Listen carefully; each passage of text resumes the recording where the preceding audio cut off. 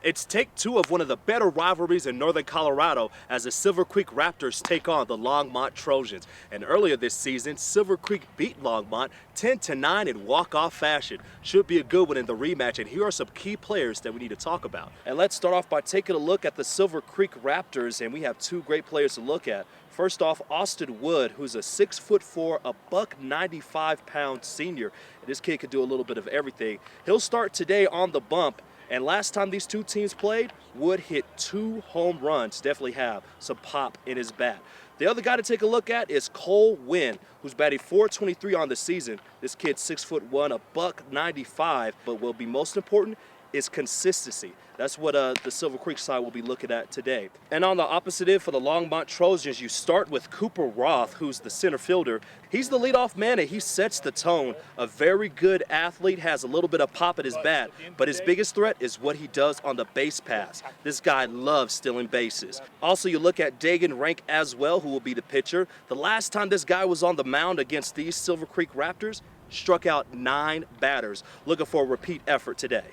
Before the game starts, one thing to keep an eye on is that both teams are trying to clean up their mess a little bit. Take Silver Creek, for example. In their last game, they had 7 errors and ended up losing the game. On the opposite end for Longmont, the coach just says pretty simply, we're just trying to play 7 good innings. Has put together 4, had a little bit of lack of confidence, a little bit lack of focus, and haven't put it together at that time. So we'll see if both teams can do it today. I'm Justin Adams, and this is your Xfinity Sports Report Game of the Week.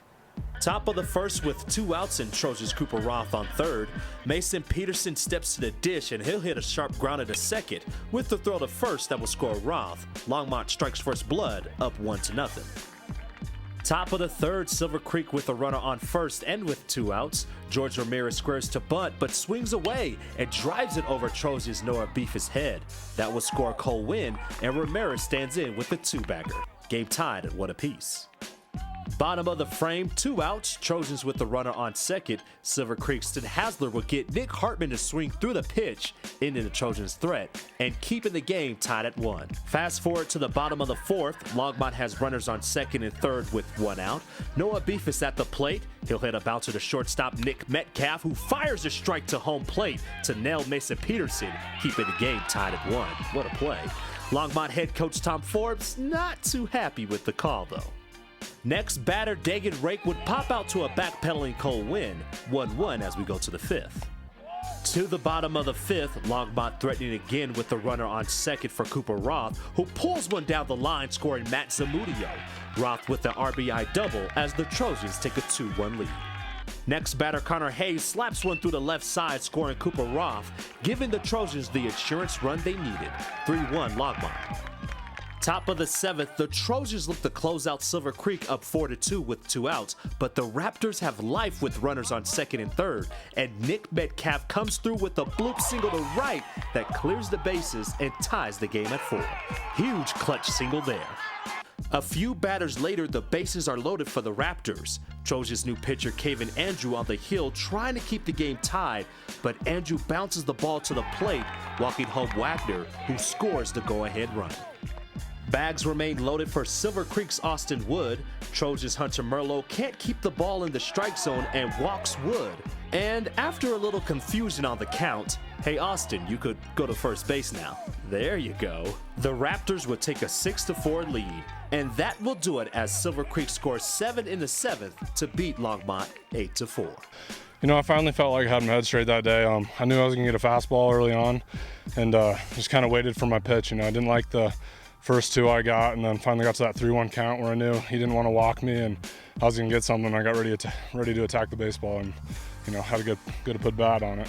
You know what, in that count, you know, Metcalf came up huge. He came up huge last time and hit the walk-off last time we played him, and it was just a great battle between those two. I think it was probably an 8-9 pitch battle, and you know, Nicky just got enough of one and got our guys around, gave us new life, and we keep talking about get the next guy up, and that's what we did in that last inning. Is everybody worked to get the next guy up, and then kids produced behind them. So that was probably the highlight of it. Well, Longmont's a big game, and we always want to put our best foot forward against Longmont, and I don't know what it is. I guess I just come through against Longmont, but this was a team effort, and everyone came through. That was a huge inning there at the end.